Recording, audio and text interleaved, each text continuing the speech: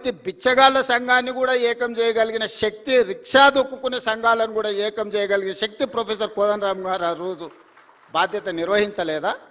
ఇదే రావి నారాయణ రెడ్డి ఇదే హాల్లో అన్ని రాజకీయ పక్షాల సమావేశాన్ని ఏర్పాటు చేసి జానారెడ్డి గారి ఇంటికాడ నుంచి నాకు తెలిసినంత వరకు ఇక్కడికే వచ్చి ఆనాడు తెలంగాణకు అనుకూలము కాదు, ఆ తెలంగాణకు వ్యతిరేకం కాదు, ఆర్ఎస్యు నుంచి ఆర్ఎస్ఎస్ వరకు, కమ్యూనిస్టుల నుంచి కాంగ్రెస్ వరకు ఏకం చేసి తెలంగాణ ఉద్యమాన్ని ముందుకు నడిపించిన ప్రొఫెసర్ కోదండరామ్ గారు ఉద్యమకారుడు కాదా? మరి అలాంటి ఉద్యమకారుడైన కోదండరామ్ గారి ఇంటి తలుపులు బద్దలు కొట్టించి పోలీసులతో ఈడ్చుకపోయేటంత నేరం కోదండరామ్ గారు ఏం చేసిండ్రో మీరు అధికారంలో ఉన్నప్పుడు ఉద్యమకారులకు జరిగిన అవమానం మీరు అప్పుడే మర్చిపోయినరా? మీరు చేసిన అవమానం అని నేను వారిని అడుగుతున్నా. నిన్నెవరు తలుపులు బద్దలు కొట్టలేదే, నిన్నెవరు ఈడ్చుకొని రాలేదే, చేసిన తప్పులకు మీకు నోటీస్ ఇచ్చారు సార్ మీరు రాండి అని.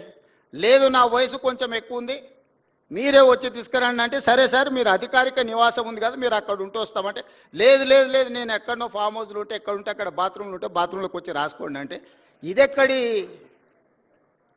జాతిపిత విధానము? ఇదెక్కడి ఉద్యమకారుల విధానము? రావి నారాయణ రెడ్డి గారి కుటుంబము 500 ఎకరాల భూమిని కోల్పోయినారు. ప్రపంచంలో ఎక్కడైనా స్వేచ్ఛ కోసము ప్రజల యొక్క హక్కుల కోసం కొట్లాడిన వాళ్ళు, చెగువీరా నుంచి మొదలు పెడితే రావి నారాయణ రెడ్డి వరకు ఎవరినైనా చూడండి, సర్వం కోల్పోయినారు, సర్వం కోల్పోయినారు. నేల కొరిగిన వాళ్ళు వేలాది మంది ఉన్నారు. ఆస్తులు అంతస్తులను సర్వం త్యాగం చేసినారు. కుటుంబానికి నిల్వ నీడ లేకుండా ఉన్నదంతా ప్రజలకు పంచిచ్చిన వాళ్ళను ఉద్యమకారులు అన్నారు, జాతిపితలు అన్నారు. ఆ విధంగా ఈనాడు రావి నారాయణ రెడ్డి గారి కుటుంబం 100 ఎకరాల భూములను పంచితే ఉన్న పదవులను పార్లమెంట్ సభ్యుడిగా దేశంలోనే అత్యధిక మెజారిటీతో గెలిచిన రావి నారాయణ రెడ్డి గారు ఎంపీగా ఎమ్మెల్యేగా పనిచేసి నాకు పదవులు వద్దు అని తృణప్రాయంగా భావించే ప్రజాక్షేత్రంలో ప్రజలకు ఆదర్శంగా నిలబడితే వారిని ఏమనాలి? వచ్చిన తెలంగాణ రాష్ట్రంలో పదవులన్నీ మీరే తీసుకుంటారు. 100 ఎకరాల ఫామ్ హౌజులు మీకే వచ్చే, టీవీలు మీకే వచ్చే, పేపర్లు మీకే వచ్చే, వేల కోట్ల రూపాయల వ్యాపారాలు మీకే వచ్చే, ఉన్న పదవులన్నీ మీరే పంచుకుంటారు, చేయాల్సిన తప్పులన్నీ మీరే చేస్తారు, పంచుకోవాల్సిన కాంట్రాక్టులన్నీ మీరు పంచుకున్నాక మీరెట్లా జాతిపిత అవుతారు, మీరెట్లా ఉద్యమకారుడు అవుతారో నాకు అర్థం కాలే.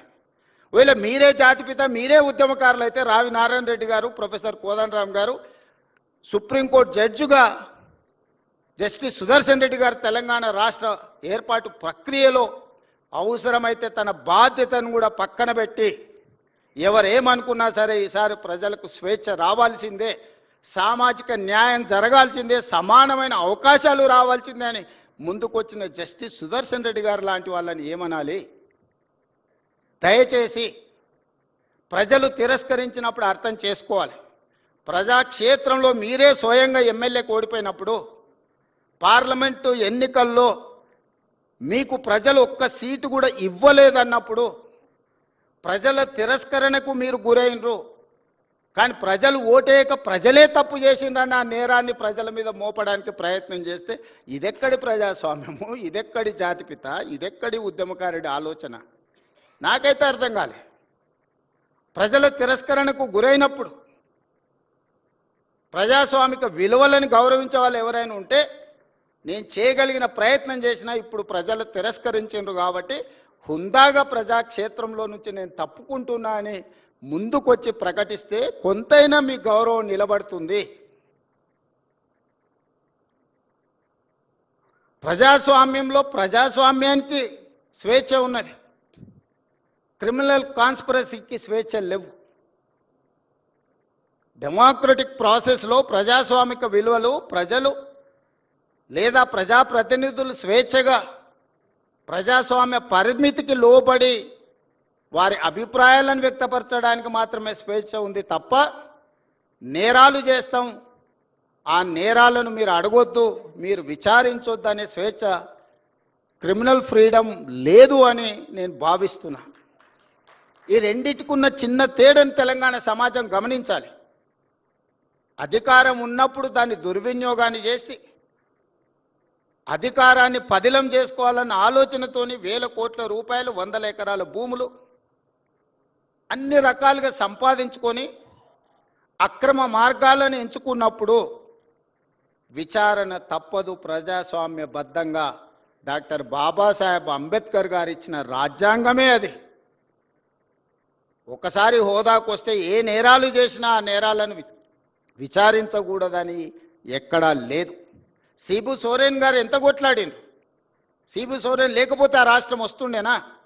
వారు విచారణను ఎదుర్కోలేదా? లేదా అధికారంలో ఉన్నప్పుడు పాల్పడిన కొన్ని తప్పిదాలకు లాలు ప్రసాద్ గారు, జయలలిత గారు, లేకపోతే యడ్యూరప్ప కర్ణాటక ముఖ్యమంత్రి గారు పెద్ద పెద్ద రాష్ట్రాలకే ముఖ్యమంత్రులుగా బాధ్యతలు నిర్వహించారు కదా, వాళ్ళు విచారణను ఎదుర్కోలేదా? సెషన్ కోర్టుకు వెళ్ళి చేతులు కట్టుకొని మేజిస్ట్రేట్ గారి ముందలా నిలబడలేదా? మనం ఎవరం అతీతులం కాదే, దైవాంశ సంభూతులం కాదే. మధ్య యుగాలలో చక్రవర్తులు అనుకునే వాళ్ళంట నేనే రాజ్యం, రాజ్యమే నేను అని. మధ్య యుగాల చక్రవర్తుల యొక్క ఆలోచనలను పక్కన పెట్టండి. ప్రజాస్వామిక దేశంలో ఉన్నాం. మధ్య యుగాల చక్రవర్తులు రాజుకు బాధ వస్తే రాజ్యానికి బాధ వచ్చినట్టు, రాజుకు సంతోషం కలిగితే రాజ్యమంతా సంతోషంగా ఉన్నట్టు మధ్య యుగాలలో చక్రవర్తులు అనుకునేవాళ్ళు. మధ్య యుగాల చక్రవర్తులు ఈనాడు కాలం చెల్లింది. ఈరోజు ప్రజాస్వామిక బద్ధంగా జరిగే విచారణలు ఎవరైనా ఎదుర్కోవాల్సిందే. ఆనాడు మీరు చేసిన తప్పిదాలు, కోదండరామ్ గారి తలుపులు బద్దలు కొట్టినప్పుడు ఒక్కసారైన ఉద్యమకారుడిని, తెలంగాణ రాష్ట్ర సాధనలో అందరినీ ఏకం చేసి నడిపించిన వాళ్లకు ఈ రాష్ట్రంలో ఇంత అవమానం జరగకూడదు వచ్చిన రాష్ట్రంలో అని ఒక్కసారైనా ఆలోచన చేసిండ్రా? వారు ఉన్నప్పుడు చట్టసభలలో రానిచ్చే అవకాశం కూడా ఇవ్వలే.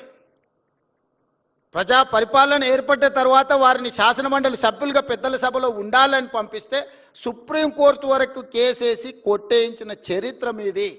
అంత నేరం కోదండరామ్ గారు ఏం చేసిండ్రని నేను అడుగుతున్నా. నువ్వు ఇవ్వకపోతే ఇవ్వకపోయినా నీ నచ్చలేదు, నువ్వు ఇవ్వలేదు. నచ్చితే నజరానా, నచ్చకపోతే జుర్మానా. నీ విధానం సరే మంచిది, నీ విధానానికి ప్రజలు కూడా తీర్పు ఇచ్చారు. అరే పెద్ద మనిషి పెద్దల సభలో ఉండాలి.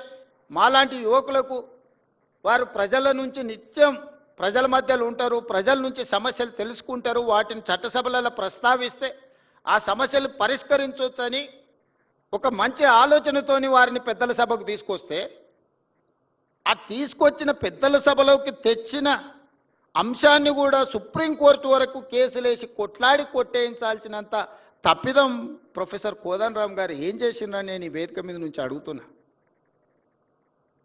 ఇలాంటి విషయాలు ఎన్నో మన సమాజంలో ఉన్నాయి. అందుకే కమ్యూనిస్టు సోదరులని మీరు పోరాటాలు చేసిండ్రు, మీరు నినాదాలు ఇచ్చిండ్రు, మీరు చేకరించి ఆ పట్టాలను కాంగ్రెస్ పార్టీ ఇచ్చింది.